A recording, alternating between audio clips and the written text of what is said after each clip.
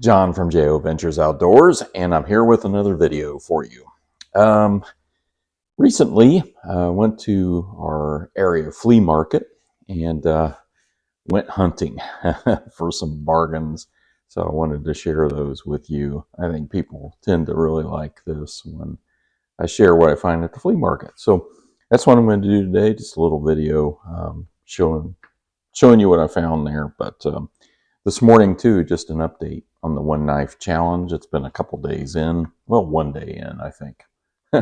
1 day in, and I'm going strong, carrying the 34 OT, old timer, Schrade, New York, USA, a knife that I got from a coworker and actually refurbished.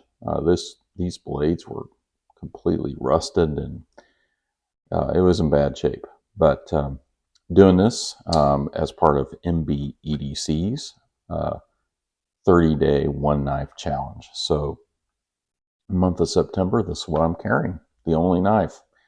It doesn't mean I won't be doing videos on other knives or cleaning up other knives or messing with them, in my collection. But, I will be carrying this as my EDC every day. So, and that's the only knife. So yeah, it should be a fun challenge and should be great. I'm enjoying it so far. Of course, it's just 1 day in. So we'll see how things go. But for a knife collector, this is a real challenge because we have so many knives we like to rotate in and out. So that's why it's a challenge. So we'll see how that goes. Well, let's see what I found at the flea market. So this was a good one. A pretty good flea market finds. I didn't buy much. Didn't seem like I found as much as I usually do, but I did find some good ones, I think. So the first thing I found was, well, it's not exactly the very first thing, but pretty close. I found this pamphlet for $1, and it's Knife Know-How by Al Buck. And this is apparently a pamphlet put out by Buck Knives. And you can see it has, first of all, about knives, just some general history kind of thing. And then we've got the Buck Knife story, all about how Buck Knives began. Very interesting. And then how to sharpen your Buck knife. Do's and don'ts about knives. We have, kind of the handle construction and all the different designs here. We have how to process game. Why is a hollow ground knife for a hunting knife? You can see all the different grinds. And yeah, pretty cool. How to process a fish. How to process venison. You can see more there, diagrams about the fish. And then it had this pamphlet in here, which has all the different models and how much they cost at that time. Yeah, wouldn't you like to get a Buck 116 for $14? I don't know what they cost today, but this was really cool. I marked out the person's name and address, but the postmark was September 3rd, 1970. So that's pretty cool. Well, I got that for $1. And then another stop, the one right before that, I picked up this Imperial Hawkbill for $3. Imperial Ireland stainless. It's got the liner lock. And I've done a little cleaning on this. I haven't done a lot. I haven't finished it yet. It had a bunch of paint on here. I got the paint off. Just did a little bit of sandpaper work here with different growth sandpaper. And done just some light cleaning on it so far. I'm planning to just keep this in my garden tools and use this outside. So I figured that would be good for that. And so I got that. That was pretty cool. I can't find much information on this, so I'll have to keep looking. I think Tom and Knife Delights might have some videos on that. Then I went to a booth. The guy had some really great knives, and he had this, and I just thought this was very cool. Now I've done a little more polishing, quite a bit more polishing and cleaning on this, but he had it pretty well clean. This is a Utica.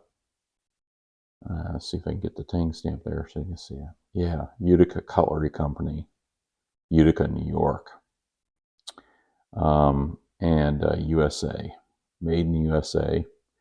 This is just like a one-blade jackknife, I guess is what you'd call it.